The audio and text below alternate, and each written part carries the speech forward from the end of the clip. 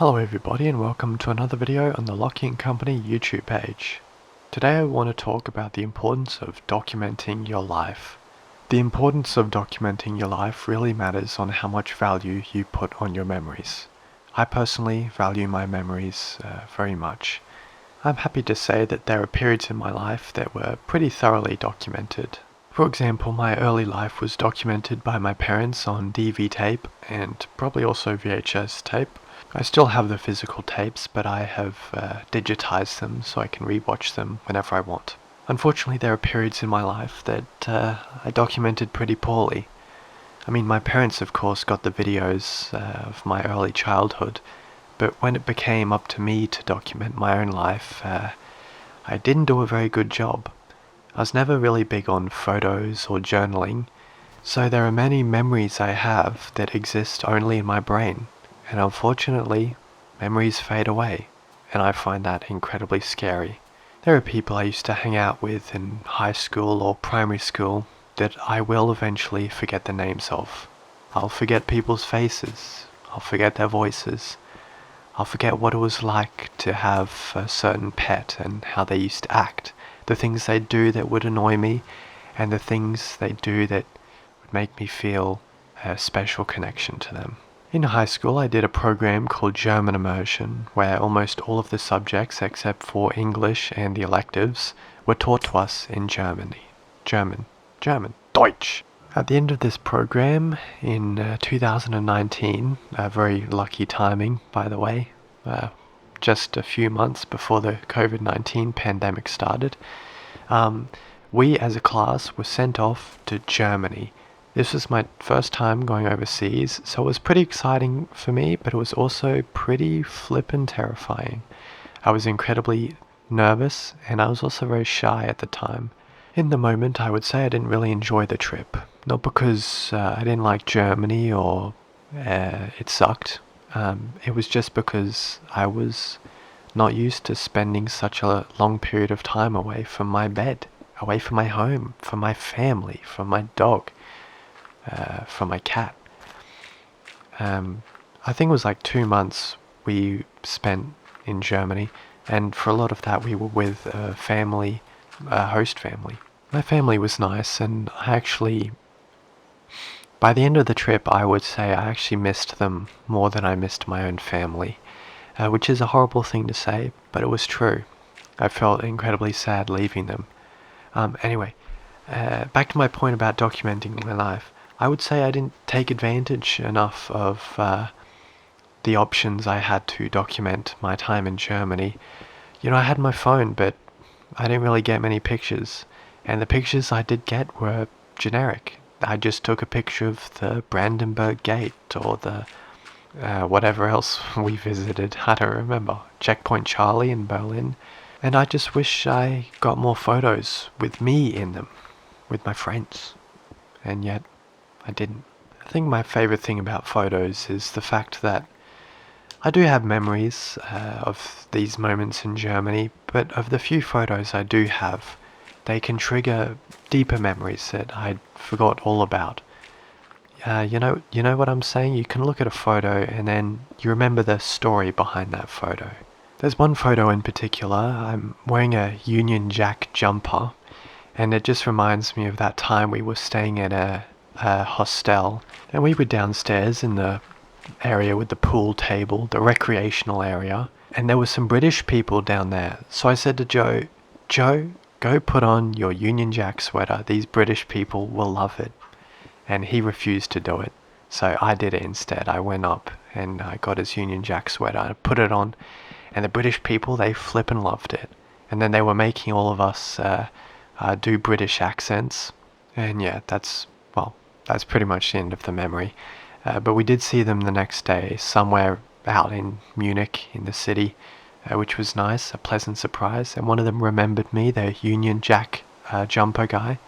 I mean, perhaps that story to you guys isn't very interesting, but for me it was one of the highlights from Germany. It was a funny moment.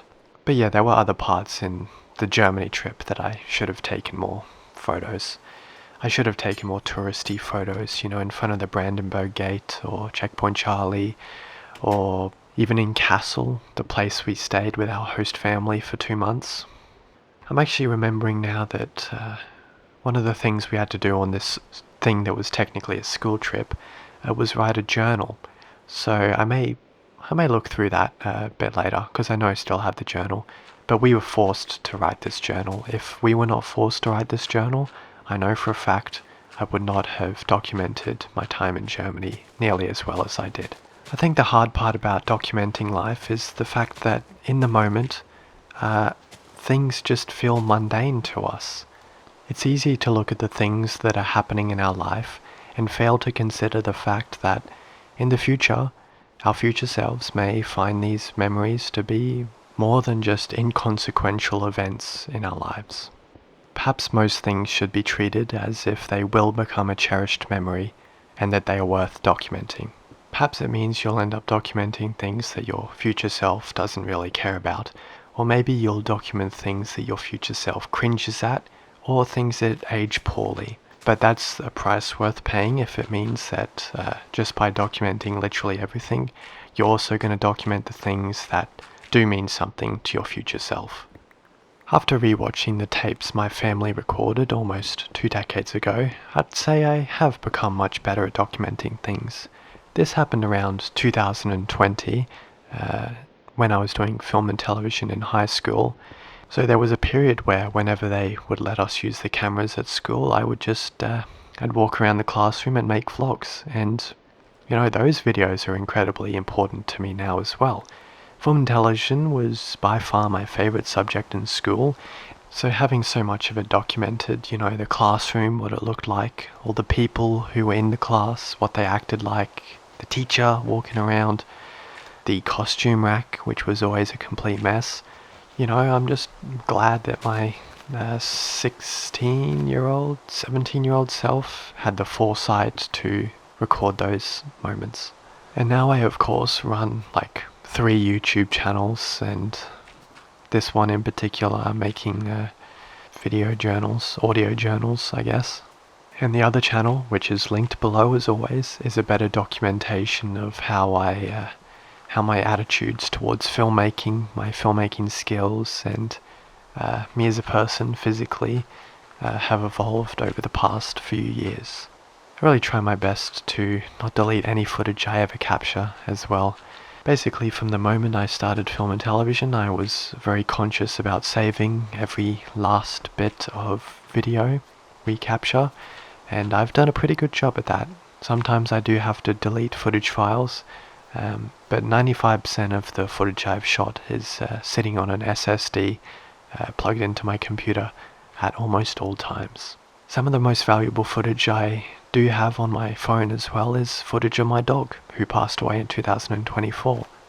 Around the time he turned 9 or 10, I knew that I should really start being serious about trying to get as many videos and photos of him as I possibly could, and I am glad that I did.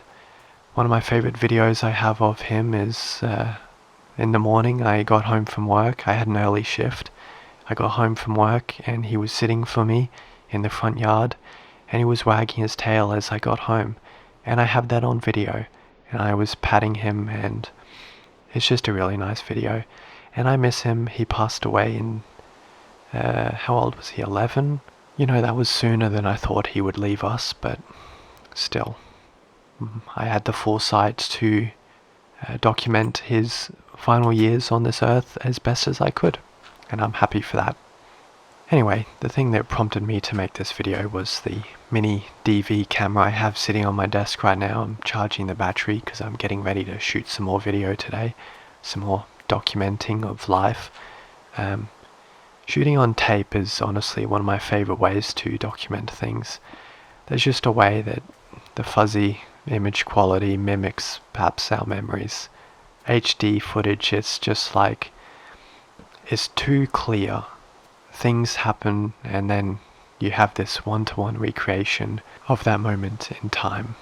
Sure, maybe it's high quality, but there's something about tape that makes it feel more authentic somehow.